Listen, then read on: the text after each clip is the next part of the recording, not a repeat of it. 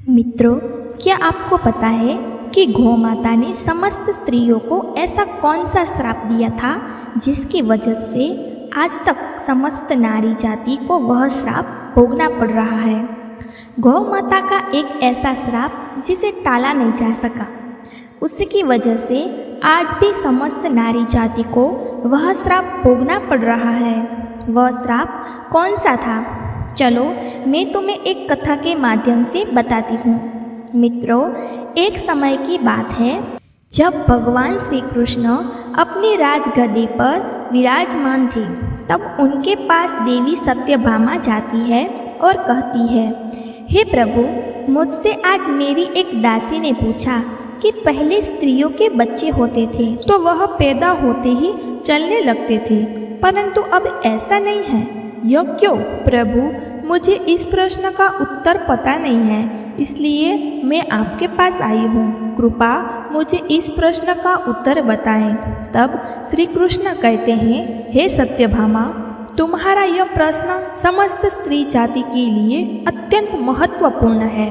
अगर तुम इस प्रश्न के उत्तर को जानना चाहती हो तो ठीक है, मैं तुम्हें एक कथा सुनाता हूँ। तुमको इस कथा के माध्यम से पता चल जाएगा कि किस वजह से अब स्त्रियों का बच्चा पैदा होते ही चल नहीं पाता है।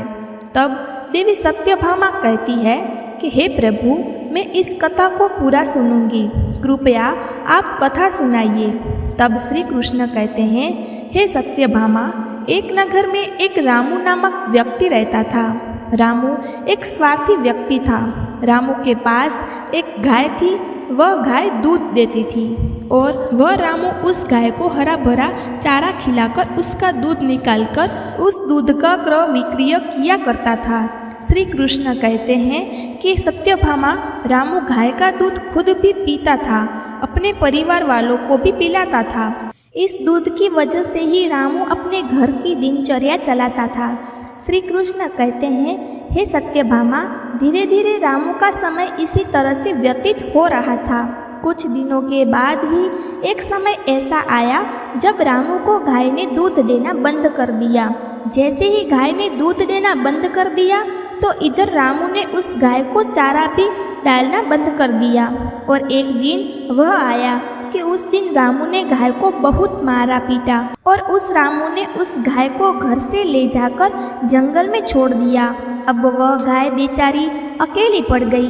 बेचारी गाय ने अकेली जंगल में इधर उधर घूमती फिरती है और एक दिन जंगल में बने एक मंदिर के पास पहुंचती है और भगवान से विनती करती हुई कहती है, भगवान, मैं आपसे ये वंदन करती हूँ कि प्रभु, आपने हमें गाय की योनि में डालकर कितना गलत काम किया है। श्री कृष्ण कहते हैं, हे सत्यभामा, वह गाय कहती है, देखिए, जो आपकी 84 लाख योनि में सर्वश्रेष्ठ योनि मानव की है, वह कितना पाप और कितना दुष्कर्म करता है।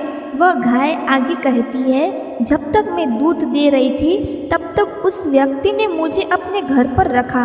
जैसे ही मैंने दूध देना बंद कर दिया, उसके बाद उसने मुझे चारा भी नहीं डाला। इतना ही नहीं, उसने तो मुझे घर से बाहर ही निकाल दिया।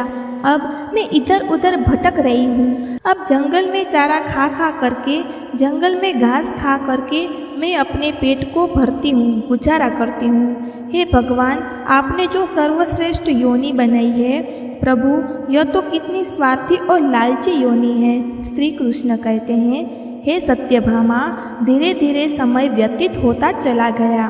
गाय बेचारी दर बदर भटकती रही। जब भी वह गाय रामू के द्वार पर आ जाती तो अब रामू लाठी लेकर उस गाय को जंगल की तरफ, खेतों की तरफ भगा करके आता है। श्री कृष्ण कहते हैं, हे सत्यभामा, धीरे धीरे जब वह गाय एक दिन गर्भवती हो जाती है तो अब जैसे ही 3-4 महीने का गर्भ हुआ था तो उसी जंगल में एक स्त्री गुजर रही थी।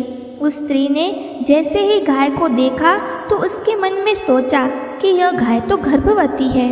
मैं एक काम करती हूँ, इस गाय को मैं पाल लेती हूँ। जब इसका बच्चा हो जाएगा तो यही गाय मुझे दूध देने लगेगी। तब मैं इसका दूध पीऊँगी और साथ ही अपने परिवार वालों को भी पिलाऊँगी। श्री कृष्ण कहते हैं, हे सत्यभामा, वह स्त्री आगे कहती है, कि इस गाय का दूध खूब क्रय विक्रय करूंगी।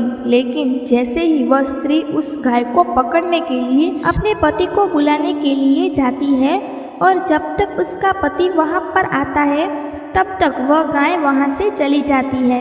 धीरे धीरे और समय व्यतीत होता है। श्री कृष्ण कहते हैं, हे सत्यभामा, जब उस गाय का प्रसव का समय नजदीक आ गया तब वह एकांत जंगल में सुरक्षित जगह पर जाकर उस गाय ने एक बछड़े को जन्म दिया।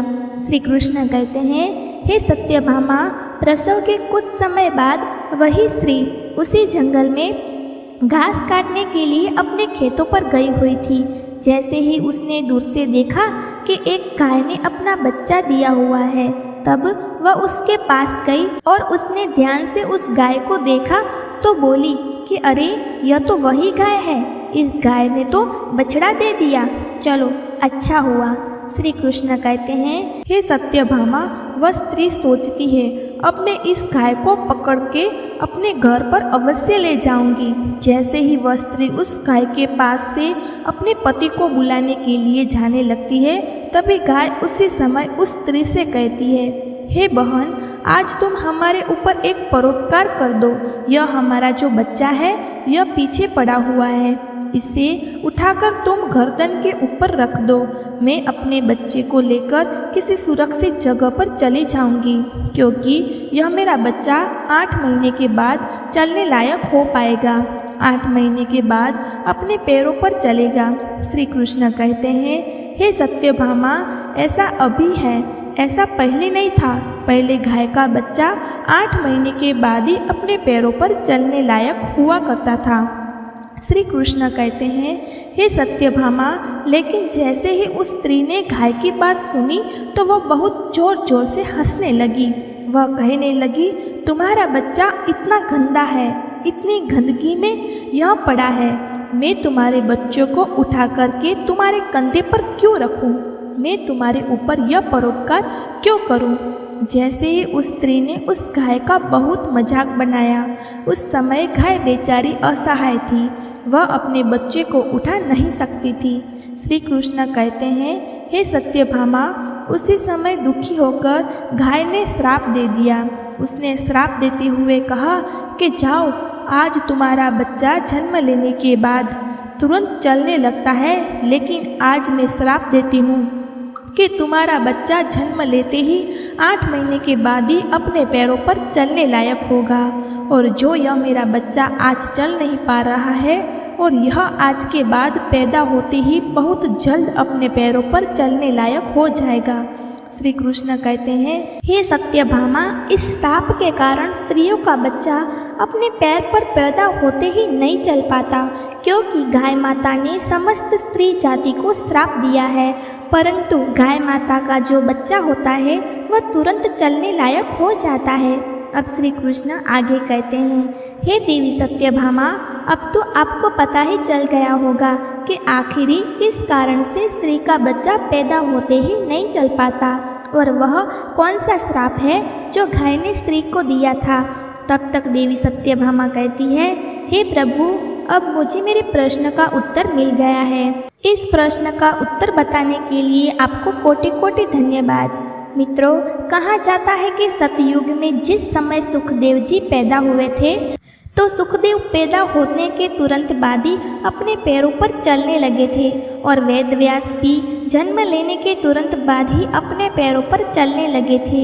यह बात सतयुग की है, लेकिन कलयुग में ऐसा नहीं है, क्योंकि गाय ने समस्त स्त्री जाति को श्राप दे दिया था।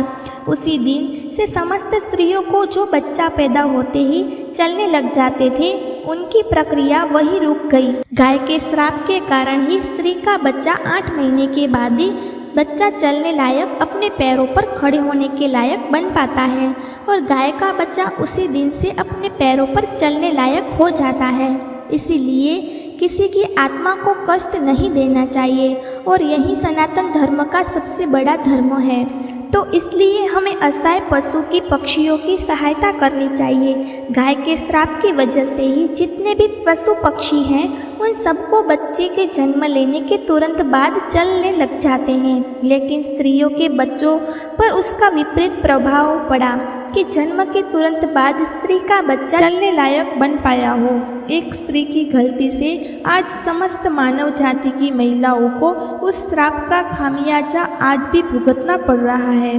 मित्रों, आपको यह कथा कैसी लगी हमें कमेंट में अवश्य बताइए। मित्रों, कमेंट में जय श्री कृष्ण अवश्य लिखना। साथ ही अगर आप हमारे चैनल पर नए हो तो चैनल को सब्सक्राइब अवश्य कर लेना और इस वीडियो को समस्त माताएं बहनें को अवश्य शेयर करना। वीडियो देखने के लिए आप सभी का दिल से धन्यवाद।